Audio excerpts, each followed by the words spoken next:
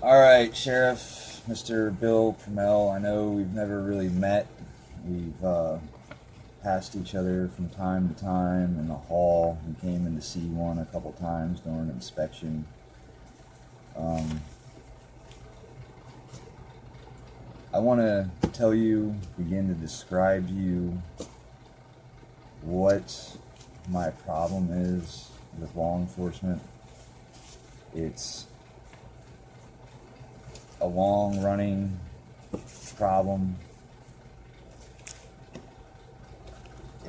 There's so many stories wrapped up into what's going on right now that it'll take me forever, but it'll all come out eventually. So I'm going to enlighten you on some of the issues that I think that you should be focusing on. And I'm a nobody, so you can take it for what it's worth, but I am someone who did everything I could to sit in your facility and record everything that was going on in an effort to help people with their own struggles, with reality. You know, and I believe that a lot of our problem today is because that as a society our problem is that our reality doesn't match what we know in our heads to be right. So I'm going to try to communicate to you what I feel is right, and we'll see where we can go from there. So first off, I'd like to talk to you about your Kicks Country radio infomercial, public service announcement, whatever you want to call it. I didn't record it because I didn't want to have to deal with some sort of copyright infringement or anything like that.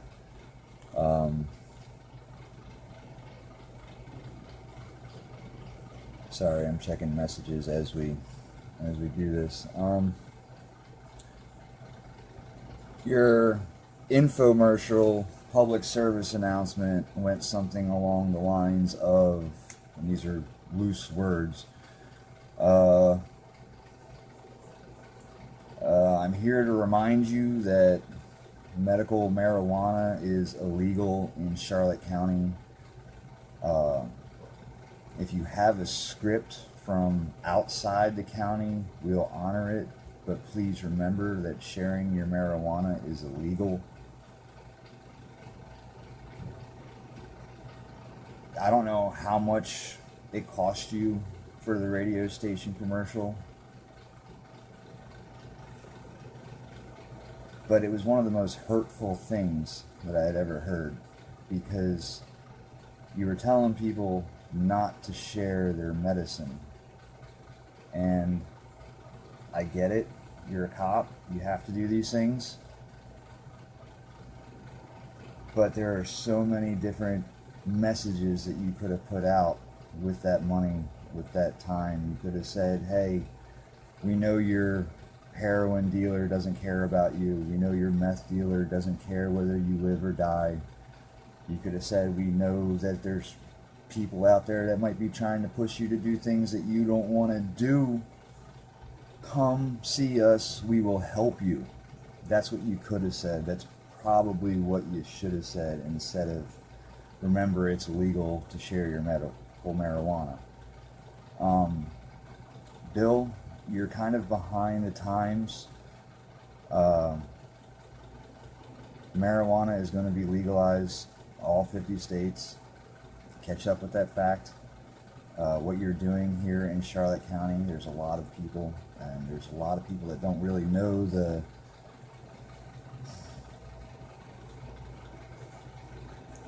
intricacies of our county. Our county is located in southwest Florida, where the average age of the population is 68. Inside the jails, I've witnessed 86-year-old people, pregnant women, elderly women, all sorts of people being abused and hurt and mistreated. Some of them were so horrific, and one lady in particular, you guys might know her. I'm sure you guys know her. I'm sure you guys remember her. Her name was Maria. She was publicly ostracized for calling up 911 and trying to find an officer that she could talk to or whatever. The major media outlets reported it as she called 911 looking for sex. And the deep-seated problem behind this one is that you guys literally ostracized her. She made international news for calling 911 and doing that. But the problem about it was she was an older woman. She was 60-something years old, and she had lost her husband, who was a cop. And that's what she was looking for. She missed the uniform. She missed his presence. And that was one of your own's wife, widowed. And he tortured her to the point where she tried to hang herself. And I just don't know what you have to say to all that, you know? There was so many notes. Some of them were written in code. You know, we did all that. Some of them were just, hello, happy to see you, glad you're doing all right. Some of them talk about abuses. There's a lot of them that talk about abuses. I have enough to go every day until we get this thing figured out, because I'm going to put a stop to it. I've got to put a stop to it. I'm going to tell you a little story about a law enforcement officer, not in this state. He was a top cop, SWAT team trainer at the academy. He was our DARE officer in school. And when our DARE officer came into school, he had a niece that was in our class. And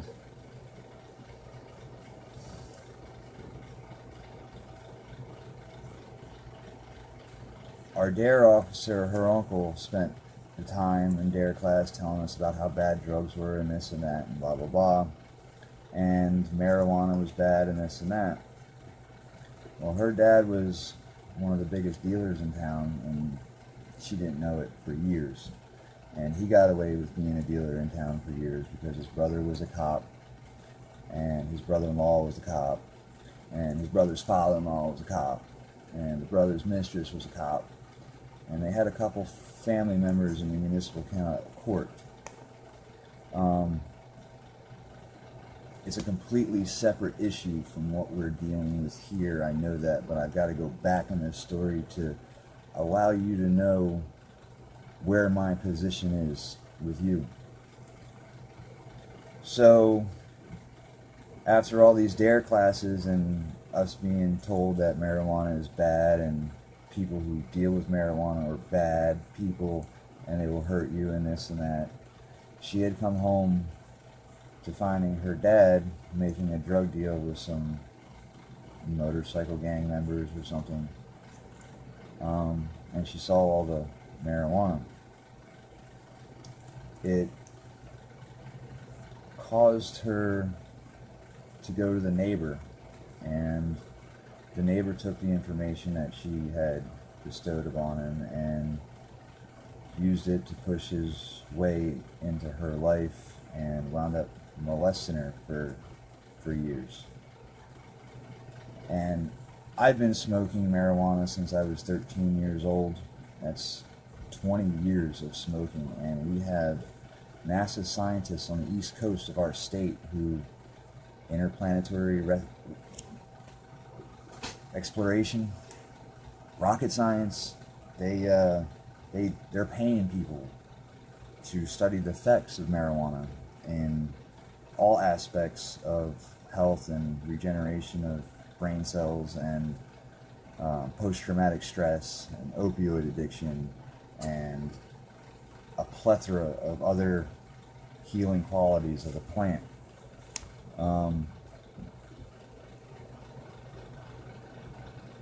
And this girl was lied to by her uncle, which made her think that her father was a bad person, which pushed her into the arms of a man that molested her for almost a decade.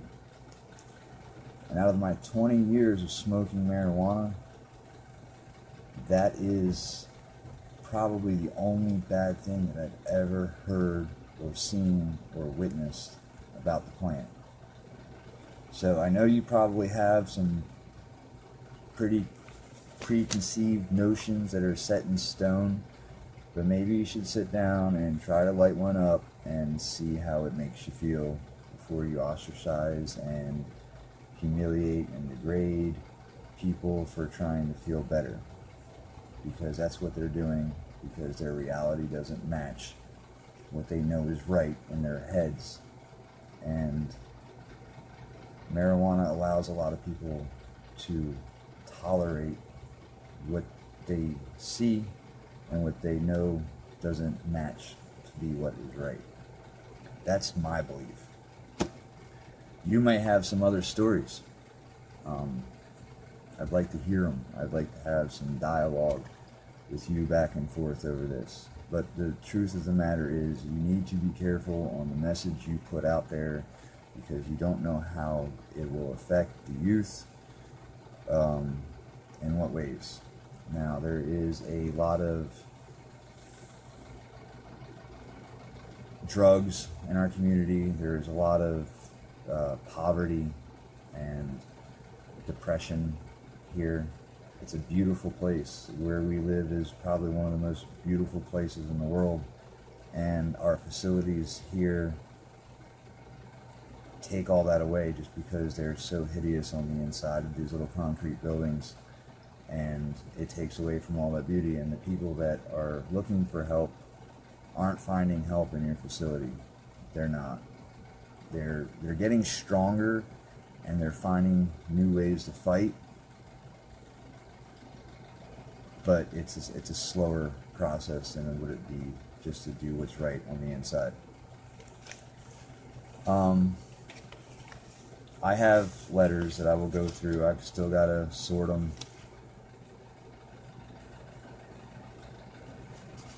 One of the times that Maria that hung herself and she lived, she was saved. I remember I was on my way to court when she hung herself and the jail was put on lockdown. And I remember feeling for her. I knew what cell she was in. I knew where she was at. And I just couldn't imagine, you know, I mean, that's literally, it's one of your own. That's one of your own's wife. And that's how she was treated. And that's how bad your system is, because it doesn't have any room for adjusting to the fact that some of your population is elderly, some of your population is addicted. You guys are really hurting a lot of people out there, and it's got to change. So one day, Maria was placed in the chair, and this woman, who was an elderly grandma, she was yelling at the cops, telling them that they watched too much TV for what they were doing. You know, held her in a restraint chair for probably 2-3 hours, and your hands are behind your back, you're strapped down, your legs are strapped down, you can't move, you can't itch, you can't get up to go to the bathroom, nothing. You're just strapped to a chair. And I know you guys say it's for safety, but some of the people, I've seen whole cell extraction teams go into a room loaded with tasers and mace and shields and beanbag guns over a styrofoam cup. Now, I can't begin to describe the importance of these styrofoam cups, which you guys hurt so many people over. The water system in the jail is bad. In the cells, the water barely trickles out of the spigot. So to get water out of the cell is you literally, if you're not licking the spigot, you got to get some sort of cup and hold it underneath the water. But some of these people, they're not allowed to have cups. Some of the people, they turn the water off to the cells altogether, and they don't drink nothing for maybe days at a time. And you can see the dehydration in these people inside the jails. You can see it. The water's bad, the food's horrible. You're going to see a lot of people coming forward about being served food not made for human consumption. That happens all the time. They always get a shipment in of new products right before they know they're supposed to have an inspection, and they're actually probably biannual inspections from what I've seen. So twice a year they have food that's actually edible. It's going to stop. There's going to be an investigation. You should start sitting down and thinking about how you're going to apologize to the community. You might even want to look into resigning. I mean, it's been going on too long. I really can't believe you won the last election. And I don't know you personally. I just don't approve of your policies or the way you act towards your people, my people. You know, we're all here on this planet. We're all trying to make do with what we got. Some of us have more than others. Some of us are capable of dealing with things better than others. And it's just time for a change. And if you were to look at Charlotte County Jail, from a poverty standpoint, Florida is leading the nation in foreclosures. And if you look at that as a sign of poverty, Charlotte County is leading the state in the state of Florida for foreclosures. So literally Charlotte County is probably one of the most impoverished counties in all of the country, and our county jail directly reflects that. There was a lot of officers in there that on the street you might be able to talk to them and be okay, but there was a time where they all took turns hurting other people. I'd seen one officer get written up too many times for use of force, so instead of him tasing somebody, he handed the taser off to somebody else so somebody else could tase somebody. And that's just how they went back and forth, and that's how they keep themselves in their positions without being reprimanded. One of the ways. But there's a lot going on. You have my phone number. You probably know where I'm at if you aren't already on my phone watching me. I've seen the Snowden movie. I'm no stranger to the capabilities of law enforcement, and I understand it. And it's time for a change, Bill. I don't know what you're going to do. I don't know where you're going to go. I don't know if you're going to be interested in helping at all. But we're going to find out. I know you do a lot of special meetings in the community to deal with the drugs and the homelessness and a lot of the other issues that we face here. And I'd be willing to go to some of these meetings and try to help out. I mean, it's what we're here for. We're not here to play war with each other and hurt each other. We're here to promote quality of life, you know, because nobody else wants to see anybody else miserable. But that's going to be it for now. I promise I'll go over these letters later. Some of them are really personal, and they describe abuse and what led people to where they were at and all sorts of things. I am glad to have been able to talk to Tom Ireland last night after I made the first video, the father of the man they killed, and he thanked me. And my heart goes out to you, Tom. I just wish I could have done more. We can do this together. We can fix some shit.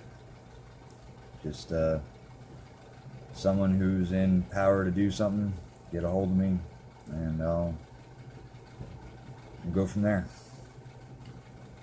Yeah, everybody be safe out there and just try to keep a level head.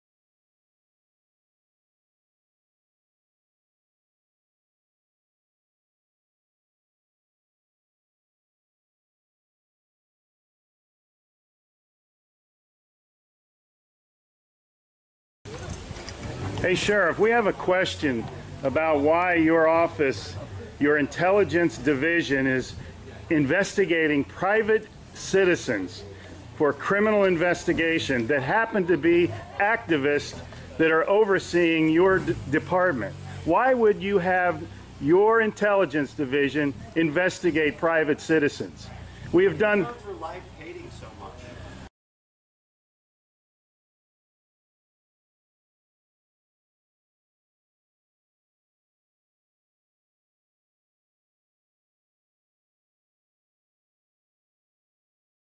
Sir, we don't hate anyone. We love freedom and we love American people.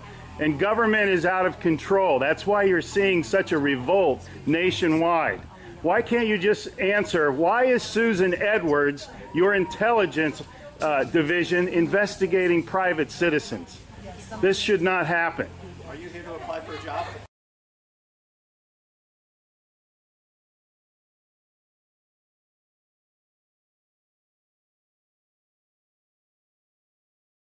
Possibly I might be applying for a job, but that's irrelevant to my question. Why would you ask that question? Well, enjoy the fair. Okay. Excuse me. Excuse you? Excuse me, sir. So those of you that haven't Wow. been on a bike before, we're Sheriff's just getting a little too pushy. You work for us, Sheriff. Just keep that in mind. At one time we respected you, but not with that type of attitude.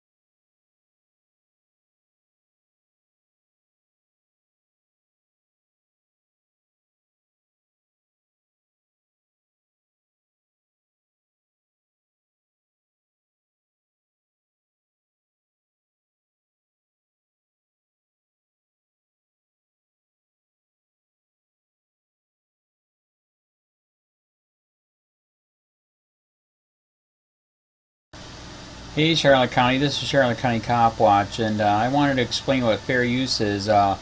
You can use pieces of news articles if you're doing it for news reporting, you have commentary, and you're doing it for education purposes. So that's what fair use is, as you can see right here.